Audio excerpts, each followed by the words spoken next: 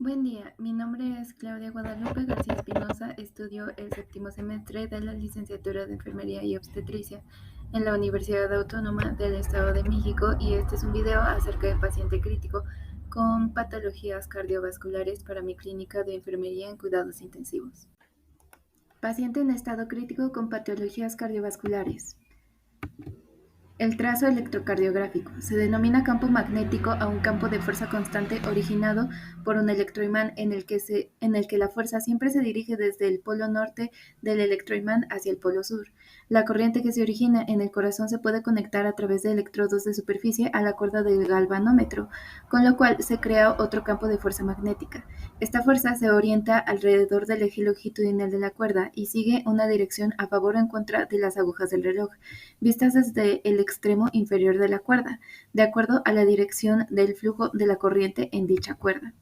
Electrocardiografía. La electrocardiografía convencional ofrece dos imágenes, derivaciones, diferentes de la actividad eléctrica del corazón, representadas a partir de la diferencia del potencial eléctrico entre electrodos positivos y negativos colocados en los miembros y la pared torácica.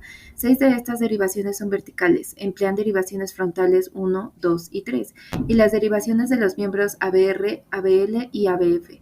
Y 6 son horizontales, emplean las derivaciones precordiales B1, B2, B3, B4, B5 y B6.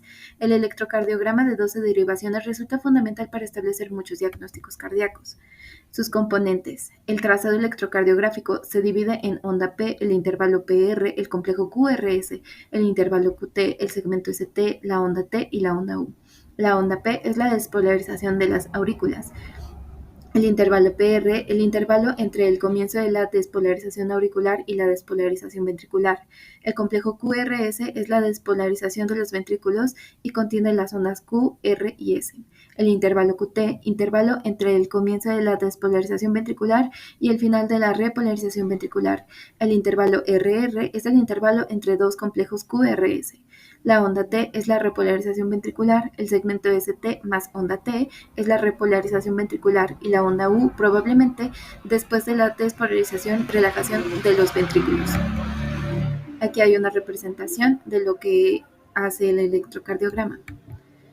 Ondas, complejos e intervalos. La onda P representa la despolarización auricular.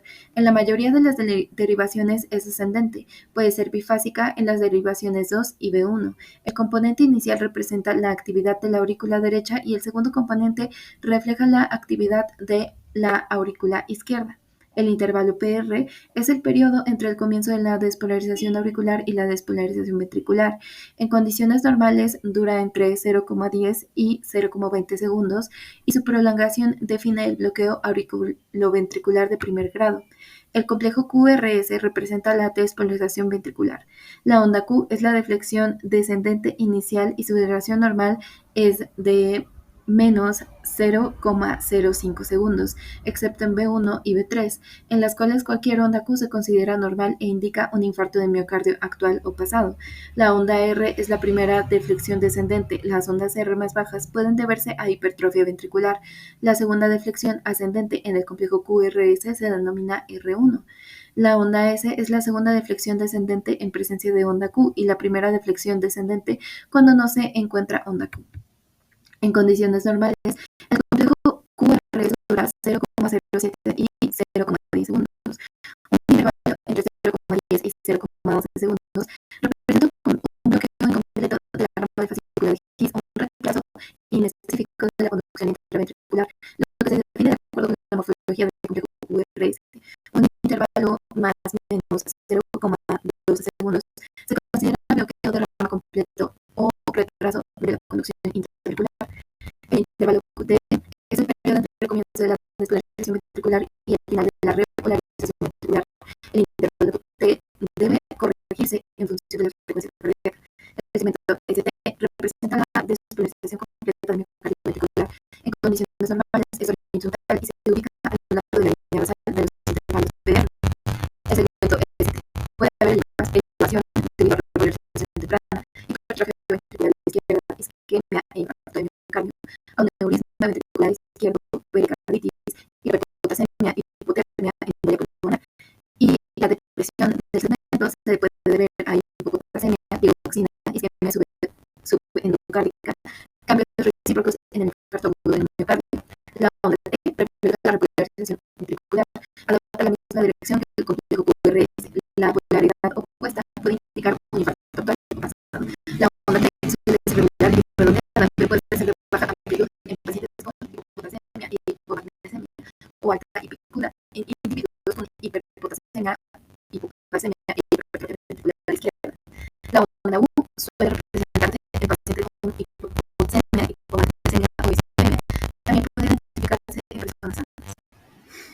Complejo QRS. En condiciones normales, el complejo QRS dura de entre 0.7 y 0.10 segundos. Un intervalo de entre 0.10 y 0,11 segundos representa un bloqueo incompleto de la rama del fascículo de His o un retraso inespecífico de la conducción intraventricular, lo que se define de acuerdo con la morfología del complejo QRS.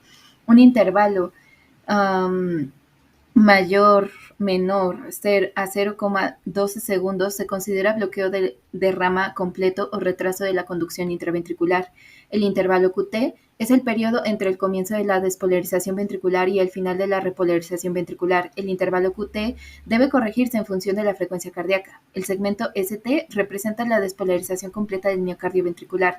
En condiciones normales es horizontal y se ubica a lo largo de la línea basal de los intervalos PR. El segmento ST puede haber una elevación debido a una repolarización temprana, hipertrofia ventricular izquierda, isquemia e infarto de miocardio, aneurisma ventricular izquierda, pericarditis, hiperpotasemia, hipotermia o embolia pulmonar, y puede haber una depresión de la misma debido a una hipopotasemia, digoxina, isquemia subendocárdica y cambios recíprocos en el infarto agudo al miocardio. La onda T refleja la repolarización ventricular. Adopta la misma dirección que el complejo QRS. La polaridad opuesta puede indicar infarto actual o pasado. La onda T suele ser regular y redondeada, pero puede ser de baja amplitud en pacientes con hipopotasemia e hipomagnesemia, o alta y picuda en individuos con hiperpotasemia, hipocalcemia e hipertrofia ventricular izquierda. La onda U suele representarse en pacientes con hipopotasemia, hipomagnesemia o isquemia. También suele identificarse en personas sanas. Un trazo normal. En una situación normal, el impulso eléctrico se genera en el nodo sinoauricular, desplazándose por las fibras auriculares y provocando su contracción. Posteriormente llega al nodo auriculoventricular, donde ocurre una pausa de 1 a 10 segundos, lo que permite el llenado de los ventrículos con la contracción auricular.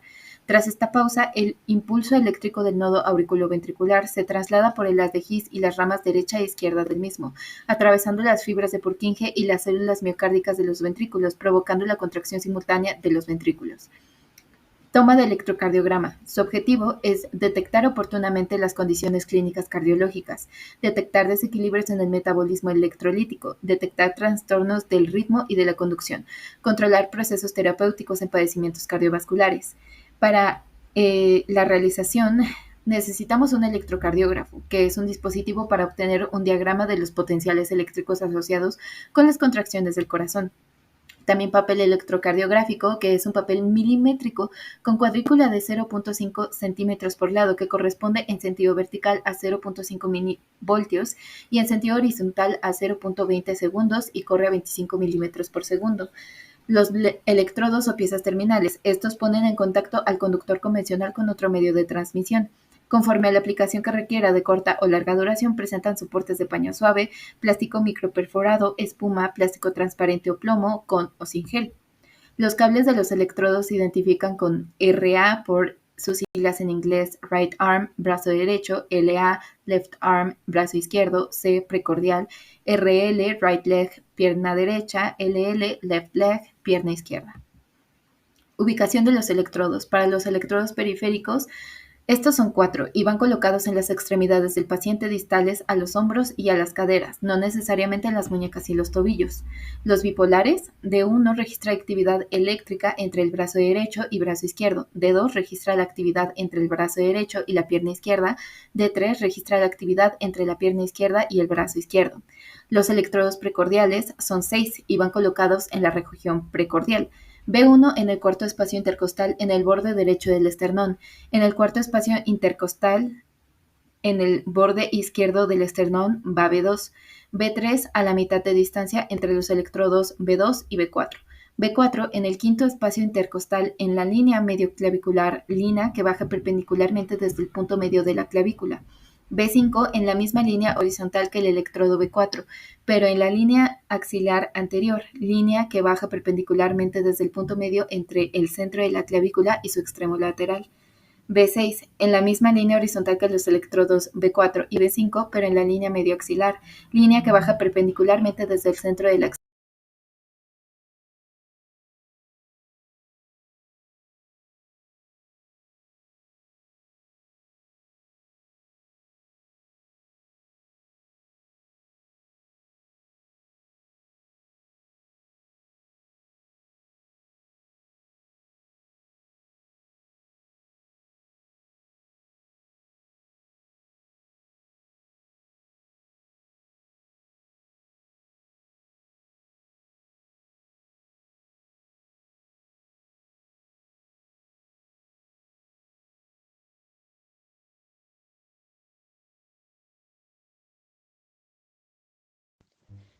En el video podemos apreciar cómo se realiza el conteo de los espacios intercostales. Se ha localizado la, el esternón.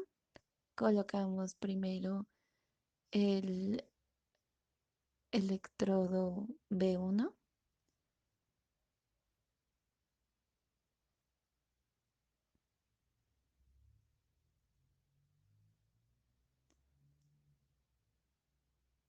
Seguimos el conteo para poder colocar el B2 de manera correcta.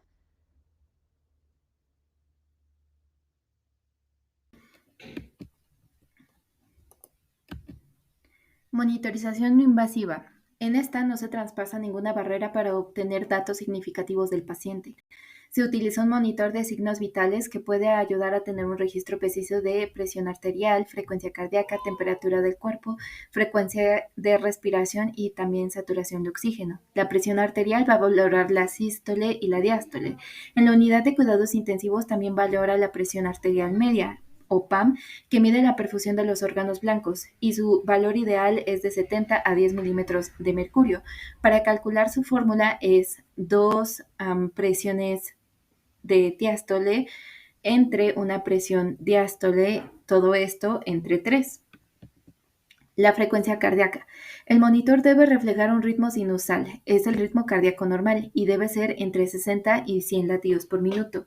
La derivación D2 es la más fidedigna. Debemos tener en cuenta el ritmo, si es rítmico o arrítmico, la intensidad, si es fuerte o débil, y la frecuencia, que es el número de latidos por minuto. La temperatura. La temperatura corporal es una medida de la capacidad del organismo de generar y eliminar calor. Suele tomarse por vía periférica que se realiza con un termómetro en extremidades o mucosas, o por vía central por medio de un catéter Swan-Ganz o la colocación de un termómetro en el recto o esófago. Se considera hipertermia a los 28 grados centígrados, eutermia de 36 grados a 37 grados centígrados, hipotermia de menos 35 grados centígrados, y el pico febril es la actividad metabólica más la temperatura que asciende o desciende en un periodo de 1 a 2 horas.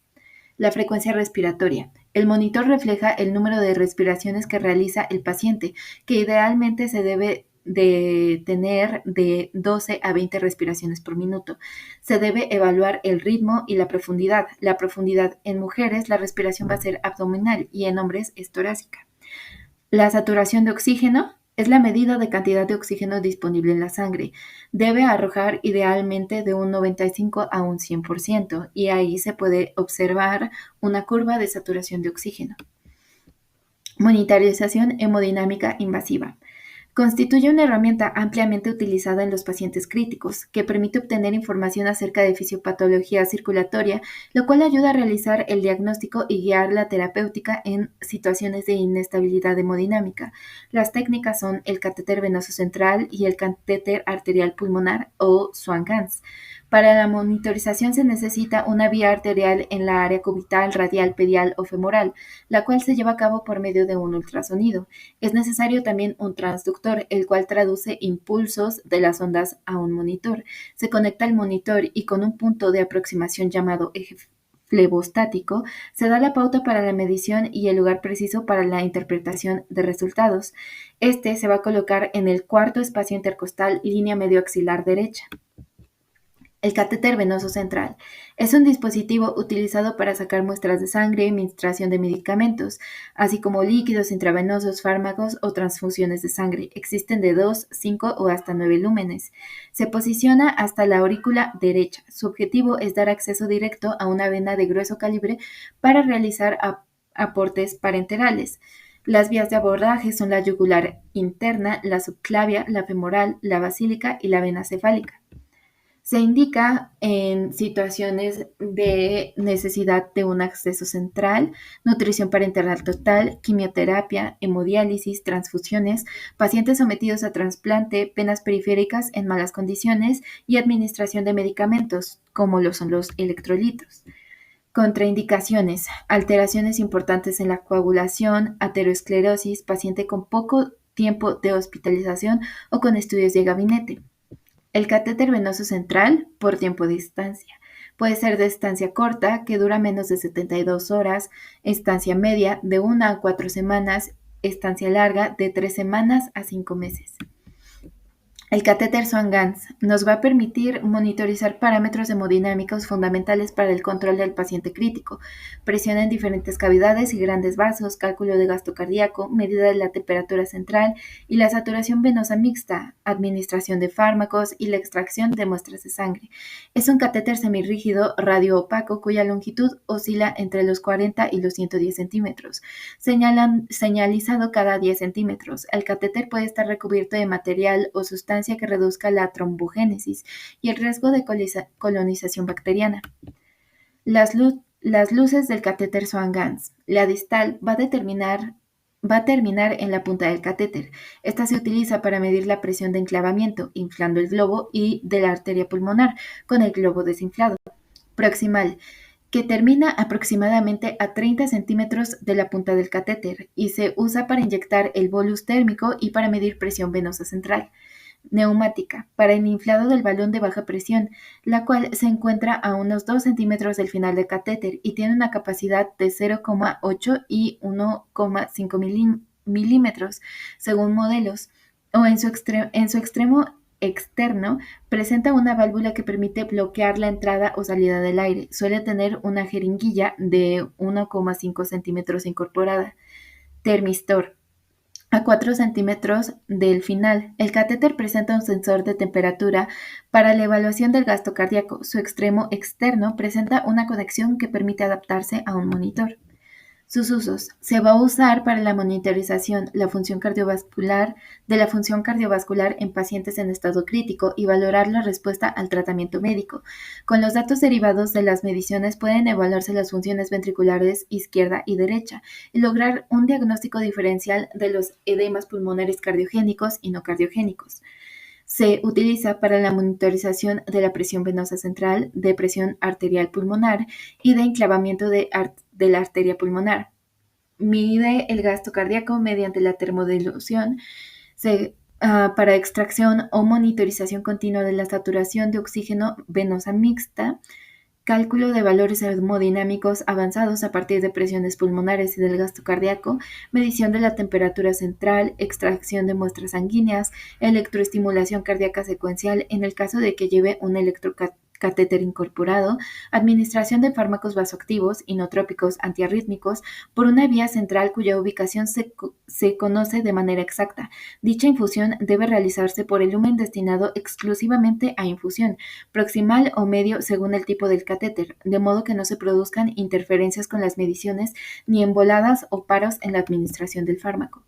Se indica cuando hay sospecha de complicación médica en IAM, comunicación interventricular, insuficiencia mitral por ruptura del músculo papilar o taponamiento pericárdico, shock cardiogénico o de otro origen, hipotensión con oliguria que no responde a fluidoterapia, edema pulmonar sin respuesta al tratamiento, disfunción ventricular izquierda, valvulopatías graves, hipertensión pulmonar.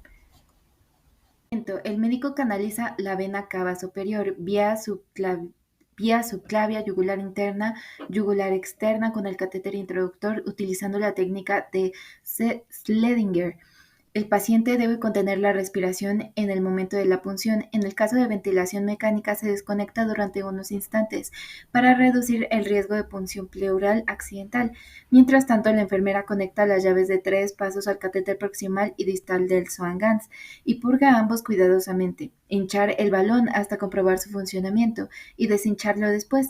Para guiar la colocación del catéter es necesaria la conexión del extremo distal del catéter al monitor de presiones para, observando la variación de las mismas, saber en qué punto del recorrido nos encontramos en cada momento. El médico comienza la introducción del Swan-Ganz. Es el momento de colocar alrededor de este un manguito de plástico que lo mantendrá estéril para futuras manipulaciones, introducción o retirada parcial. Cuando ha avanzado de 20 a 30 centímetros, se observa la primera curva de presión que corresponde a la PVC. Al llegar a las cercanías de la aurícula derecha, la enfermera hincharía el balón con el fin de proteger las estructuras cardíacas de contacto directo con la punta del catéter, facilitar que la corriente el torrente circulatorio guíe el Swan-Ganz atravesando la aurícula derecha, válvula tricúspide, ventrículo derecho y la válvula pulmonar, hasta llegar a la arteria pulmonar y determinar la ubicación final del catéter gracias a su enclavamiento en una rama de la arteria pulmonar. Durante la progresión del Swan-Ganz, vigilar posibles alteraciones del ritmo. La enfermera irá registrando las posibles arritmias que se presentan y las presiones en las distintas cavidades. Durante la introducción de las presiones se tomarán a través del catéter distal. Se debe mantener cerrada la llave de 3 pasos del catéter proximal. Una vez comprobada la correcta colocación del Swan-Ganz, la enfermera deshinchará el balón. El médico fija con sutura el catéter a la piel para evitar posibles desplazamientos. La enfermera vuelve a pintar con yodo la zona de inserción tras limpiarla cuidadosamente y cubrir con un apósito estéril. Solicitar una placa de radiografía para el control. Variables hemodinámicas. Tenemos la presión venosa central, que el registro de la PVC es la medición de la presión de la aurícula derecha y se cuantifica en unidades de centímetros de H2O. Presión arterial media. Está determinada por el gasto cardíaco, la resistencia vascular periférica y la presión venosa central. La fórmula que relaciona estos conceptos es PAM, gasto cardíaco, por resistencia vascular periférica más la presión venosa central. El índice cardíaco es el gasto cardíaco por superficie corporal. Gasto cardíaco. El gasto cardíaco es el volumen de sangre bombeado por un minuto por cada ventrículo. La frecuencia cardíaca en reposo promedio de un adulto es de 70 latidos por minuto. Volumen sistólico. El volumen de sangre bombeado por latido por cada ventrículo promedio es de 70 a 80 milímetros por latido. El producto de estas dos variables da un gasto cardíaco promedio de 5.500 mililitros o 5.5 litros por minuto. El gasto cardíaco, milímetros por minuto, es igual al volumen sistólico, milímetros por latido, por el gasto cardíaco, que son los latidos por minuto. Sedantes e inotópicos. Para la elección de sedantes, el sedante ideal debería presentar mínimos efectos hemodinámicos, no producir depresión respiratoria, no presentar interacciones con otros fármacos, no producir metabólicos activos ni toxicidad, presentar una vida media corta, tener una eliminación interdependiente de la función de los órganos y de ser de bajo costo, ya que ningún fármaco posee todas las características ideales por lo que es necesario conocer la farmacología de los distintos agentes potencialmente utilizados, se permite adaptar su uso al objetivo deseado y la condición clínica del paciente. Los fármacos más comúnmente empleados para la sedación en la unidad de cuidados intensivos son las benzodiazepinas, que es el midazolam, el lorazepam, el propofol y la dexmedetomidina. Dosis y vías de administración del propofol. Si es necesario usar propofol para sedar a los adultos ventilados en terapia intensiva, la administración del propofol se recomienda por infusión continua. De acuerdo con la sedación requerida, debemos ajustar la dosis. La mayoría de veces los pacientes van a requerir un rango de 0.3 a 4 miligramos kilogramo por hora para proporcionar una sedación satisfactoria. Para mantenimiento de anestesia general no se recomienda en niños menores de 3 años. Para el caso de niños mayores se puede mantener la anestesia administrando propofol por infusión o inyección en bolo repetido para mantener la profundidad de la anestesia requerida. En caso de administrar propofol en bolo debe usarse al 1%. La velocidad de administración puede variar entre pacientes, pero la velocidad de rango es de 9 a 15 miligramos por kilogramo por hora, que es generalmente la adecuada. Administración y dosis del lorazepam en adultos y adolescentes es de 0.044 miligramos por kilogramo. En vía IV. Administración y dosis del lorazepam en adultos y adolescentes de 0.044 miligramos por kilogramo vía intravenosa de 15 a 20 minutos antes de la cirugía o de un procedimiento. La dosis máxima es de 2 miligramos por vía intravenosa, alternativamente de 0,05 miligramos por kilogramo vía intramuscular administrado 2 horas antes de la cirugía o el procedimiento.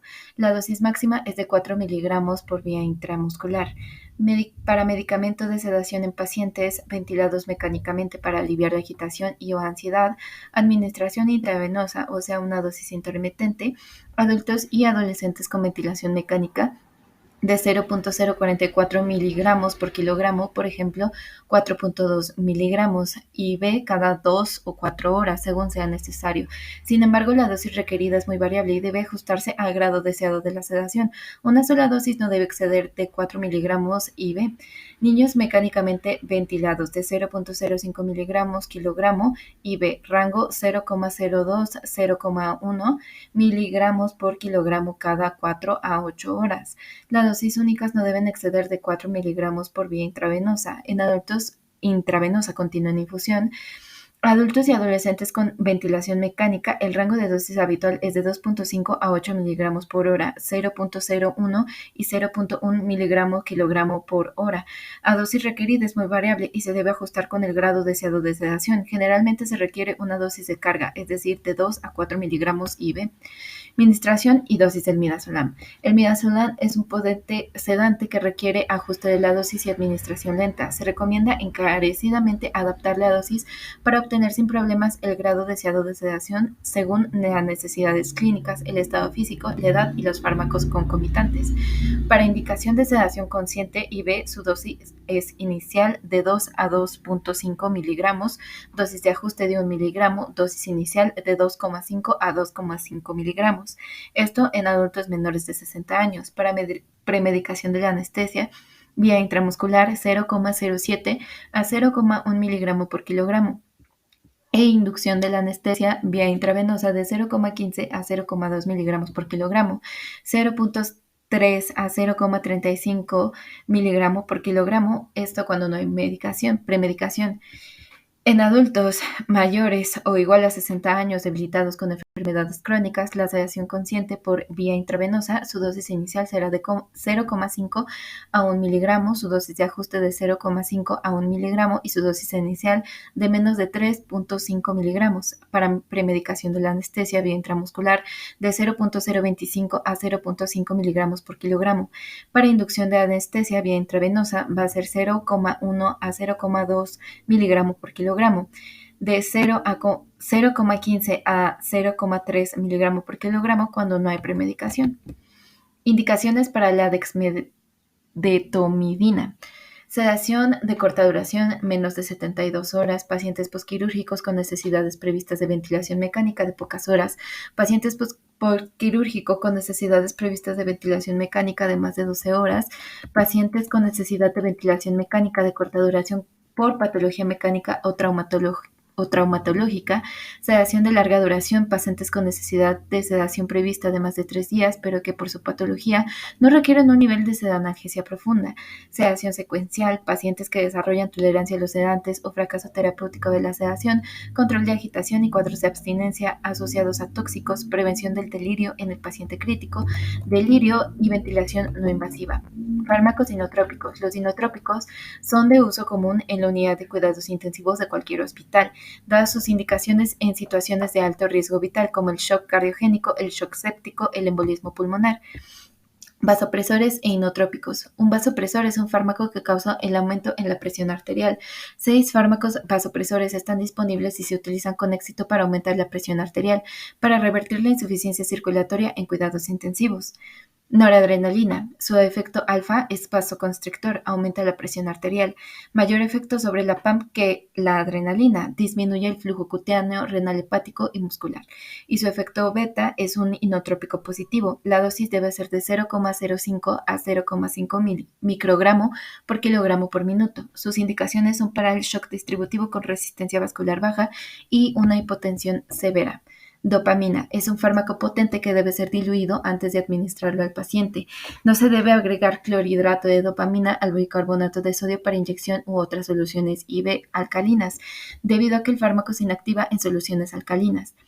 Para inyección, después de la dilución, se administra por vía intravenosa mediante infusión usando un catéter u aguja intravenosa. Durante la administración mediante infusión intravenosa continua, se recomienda usar el equipo de precisión para el control de volumen IV. Se debe calcular la dosis individual para cada paciente para lograr la respuesta hemodinámica o renal deseada con clorhidrato de dopamina. En el cálculo para lograr el aumento deseado en la presión sanguínea sistólica se puede exceder la dosis óptima de la respuesta renal, requiriéndose por tanto una disminución en la velocidad de la infusión una vez que se estabilice la condición hemodinámica. En dosis bajas, o sea de 0,5 o menor a 2 microgramos por kilogramo por minuto, es un vasodilatador renal y es plácnico, diurético y natriurético, exclusivo de la dopamina. La dosis media es de 0 a 10 microgramos por kilogramo por minuto. Hay un predominio inotrópico y es menos cronotrópico y arritmogénico. En dosis altas, o sea, mayor a 10 microgramos por kilogramo por minuto, es un vasoconstrictor, aumenta la RVS, hay un aumento de la presión arterial y disminución del FSR. La dobutamina, su forma farmacéutica es una solución inyectable, hay ampollas de 250 miligramos. Sus efectos farmacológicos tienen actividad inotrópica positiva intensa. Hay un mínimo efecto vasoconstrictor y cronotrópico. Es un vasodilatador potente con la consecuente disminución de la presión telediastólica ventricular izquierda. Sus indicaciones son en shock cardiogénico, en IAM, edema de pulmón asociado a hipotensión o con mala respuesta a tratamiento habitual y suele asociarse con la dopamina. Contraindicaciones y precauciones. La dobutamina está contraindicada en pacientes con estenosis subaórtica hipertrófica idiopática y en pacientes con hipersensibilidad demostrada a la droga. Reacciones adversas. Puede incrementar el SHUT intrapulmonar. Con enfermedad coronaria puede precipitar la angina. También presenta taquicardia, fibrilación auricular, hipotensión inicial.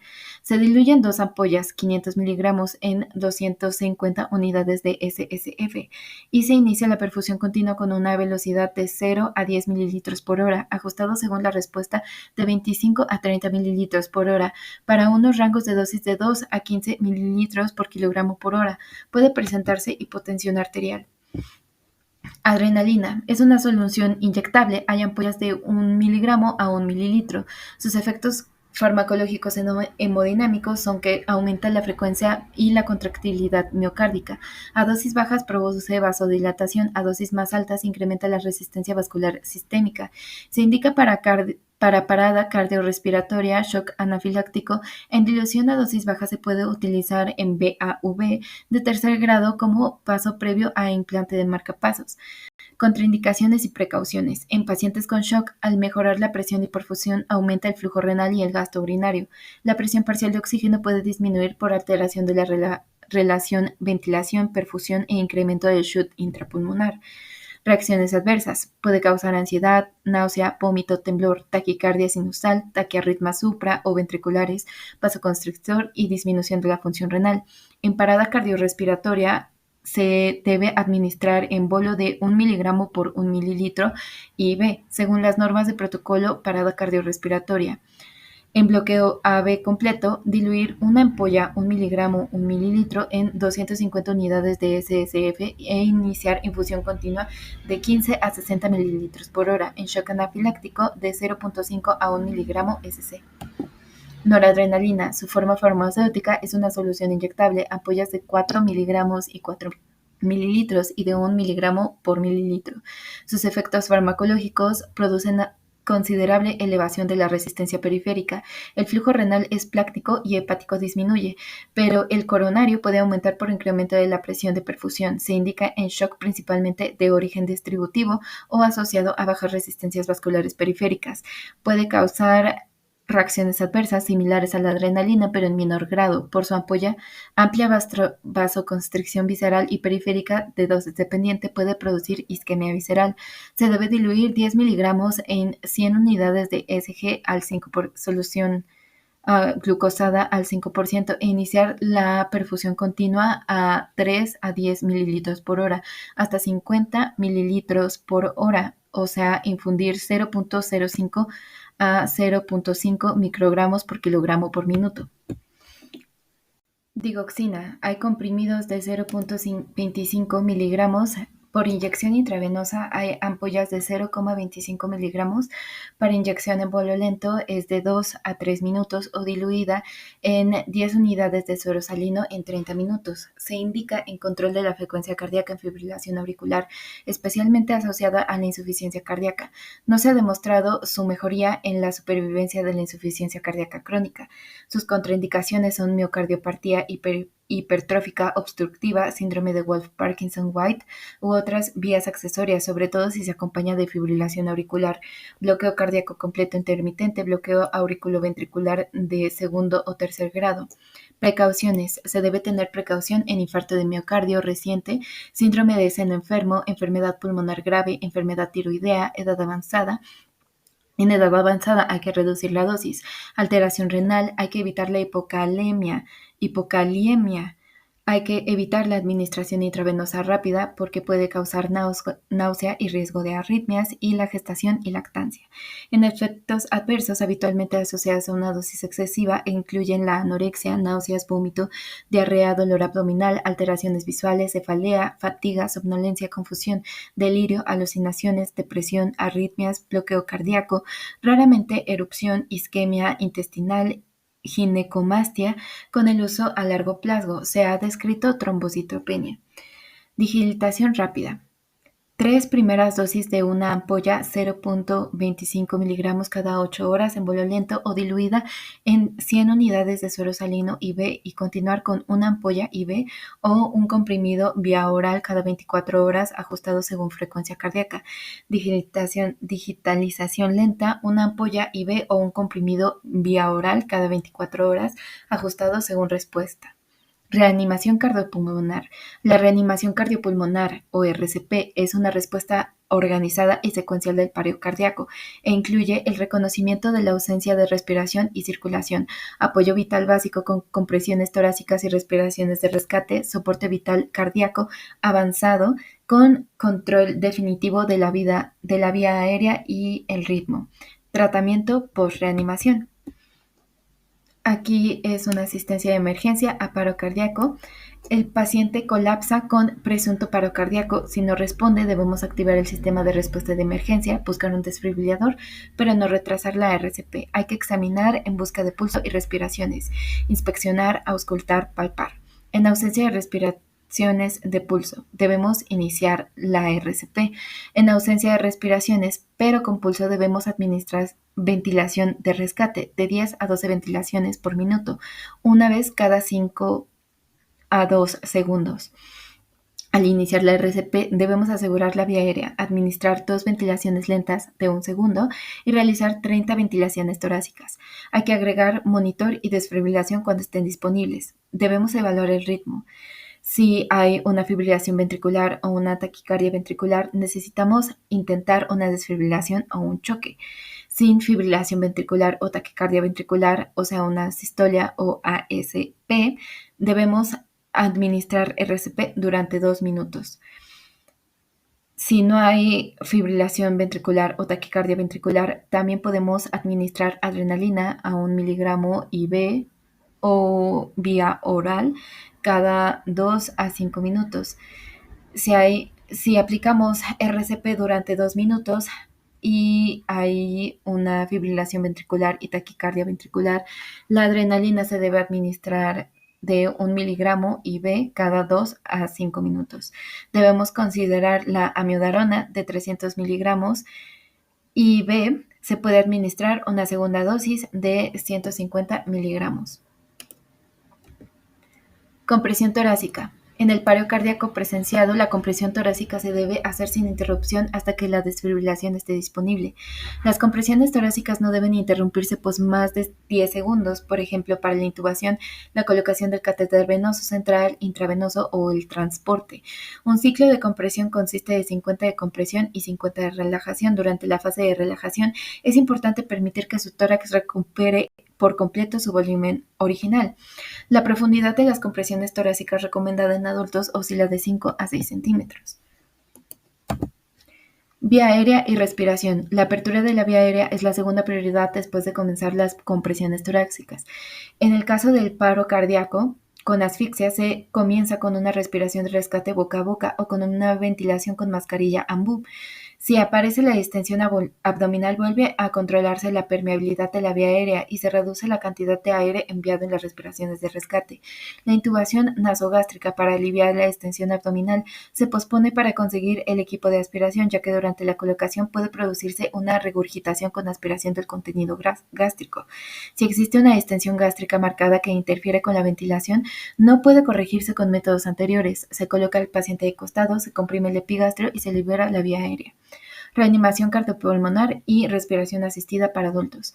Al llegar al lugar debemos observar el lugar para determinar las condiciones de seguridad. Hay que verificar si la víctima está consciente. Si no hay respuesta, debemos activar el sistema de emergencia.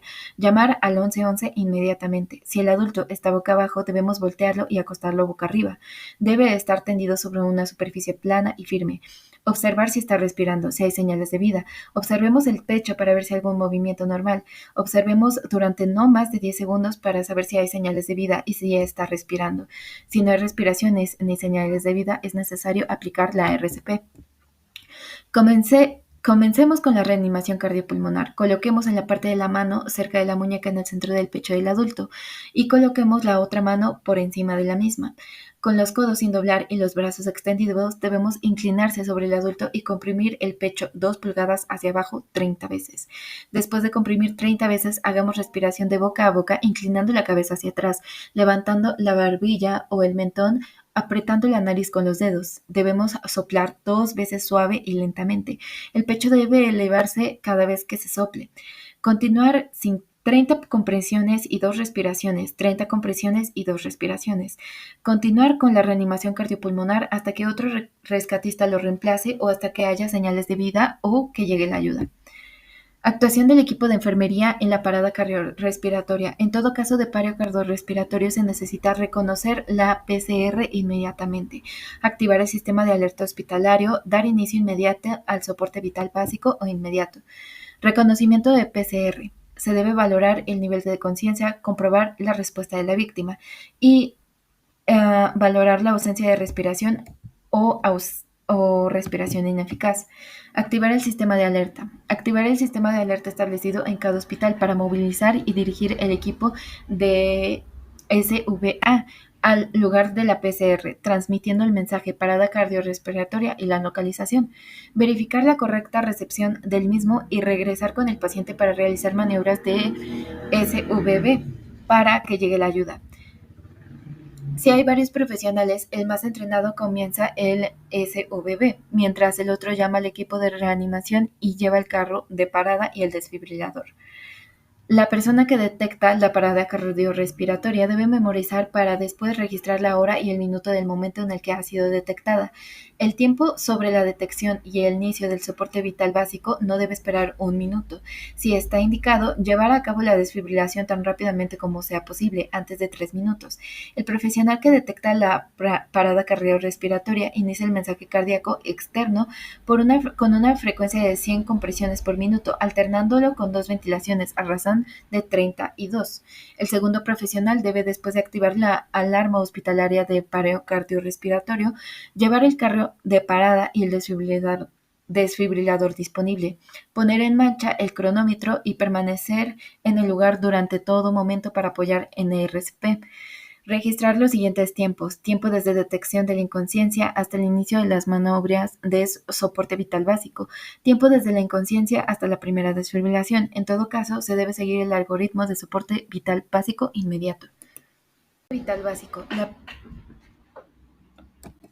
Soporte vital avanzado. En este momento se asegurará un acceso venoso y se seguirán indicaciones del experto en RCP, facilitando el material para la intubación, la preparación de los fármacos. Se recomienda la administración de hasta 3 descargas rápidas consecutivas, agrupadas en la fibrilación ventricular y la taquicardia ventricular sin pulso. Si la PCR ocurre durante la realización del cateterismo cardíaco o el postoperatorio inmediato de cirugía cardíaca. Esta estrategia también puede ser considerada en caso de PCR en presencia con fibrilación ventricular o taquicardia ventricular sin pulso, cuando el paciente está conectado a un desfibrilador manual. No se recomienda el uso rutinario en ningún dispositivo circulatorio que sustituya a las compresiones manuales. En determinados pacientes que precisan maniobras de RCP prolongadas, se puede realizar dispositivos mecánicos. Se recomienda el registro cuantitativo de la onda de capnografía para confirmar y vigilar de forma continua la posición del tubo endotraqueal, monitorizar la calidad del RCP y proporcionar información precoz de la recuperación de la circulación respiratoria. Soporte vital básico. Según recomendaciones de European Resuscitation Council, necesitamos pedir ayuda y abrir la vía aérea. Si respira normalmente, debemos colocarlo en posición de recuperación, si no, debemos activar el sistema de alarma de parada cardíaca. Se deben realizar 30 compresiones torácicas y 2 ventilaciones, a razón de 32. Si dispone de ella, debemos iniciar la desfibrilación automática con un desfibrilador externo automático. Soporte vital avanzado. Si no responde sin respiración o con solo bloqueadas ocasiones, debemos activar la alarma de paradas cardíacas, realizar RCP a razón de 32, colocar el monitor desfibrilador, minimizar las interrupciones, análisis del ritmo, es desfibrilable, se debe realizar una descarga, reiniciar inmediatamente RCP durante 2 minutos y minimizar interrupciones. Si es no desfibrilable, reiniciar inmediatamente RCP durante 2 minutos, minimizando interrupciones. Recuperación de la circulación espontánea. El tratamiento inmediato post parada cardíaca es usar una aproximación ABCDE. Oxigenación y ventilación controladas. El electrocardiograma de 2 derivaciones debe ser aplicado y tratar la causa precipitante. Hay que manejar la temperatura si hay hipotermia terapéutica. Durante el RCP debemos asegurar que el RCP sea de alta calidad, frecuencia, profundidad y descompresión. Hay que planificar las acciones antes de interrumpir la RCP, administrar oxígeno, considerar la vida aérea avanzada y la capnografía. Debemos realizar compresiones torácicas continuas cuando la vía aérea avanzada esté asegurada. Hay que realizar un acceso vascular intravenoso o intraóseo, administrar adrenalina cada 3 a 5 minutos y corregir las causas reversibles. Causas reversibles pueden ser hipoxemia, hipovolemia, hipercalemia metabólica, hipotermia, trombosis, taponamiento cardíaco, tóxicos y neumotórax. Atención. Se va a realizar una demostración del soporte vital básico con un reanimador. Las compresiones van a ser a razón de 30 con 2 respiraciones, o sea, 100 compresiones por minuto. No se deben haber interrupciones por más de 10 segundos. Necesitamos una mascarilla para la ventilación o, en su defecto, realizar ventilación de boca a boca. Primero debemos comprobar que el paciente no responde. Señor, ¿se encuentra bien? Señor, ¿puede oírme? ¿Puede oírme? ¿Responde? Si no responde el paciente, debemos comprobar su movimiento torácico. Si hay una elevación de él, también debemos evaluar el pulso. Esto no debe ser en un tiempo más de 10 segundos, debido a que es necesario iniciar el RCP de la manera más rápida posible. Si hay elevación del tórax, si hay pulso, lo único que se debe hacer es colocar al paciente en una posición de relajación, de recuperación. Si el paciente se encuentra boca abajo, es necesario colocarlo boca arriba para poder realizar la maniobra de RCP. Debemos activar el sistema de alerta enseguida y tratar de conseguir un DEA. Hay que gritar a nuestro alrededor para que alguien nos escuche y pueda activar el sistema de alerta, llamar al 911 y conseguirnos un DEA si es que en el espacio en el que se encuentra está disponible. Debemos comenzar el RCP. Si no hay pulso, hay que Iniciar el RCP. Si nuestro paciente tiene alguna playera, tiene alguna blusa, tiene alguna chamarra, podemos retirarlo, podemos alzarlo sin desvestir completamente al paciente. Vamos a realizar una cruz a la mitad de su pecho, de su tórax, utilizando los pezones como referencia, y ahí es donde colocaremos nuestra mano dominante sobre su esternón, y la mano no dominante va a ir colocada entrelazada a los dedos para quedar así. Vamos a realizar 30 compresiones y 2 respiraciones.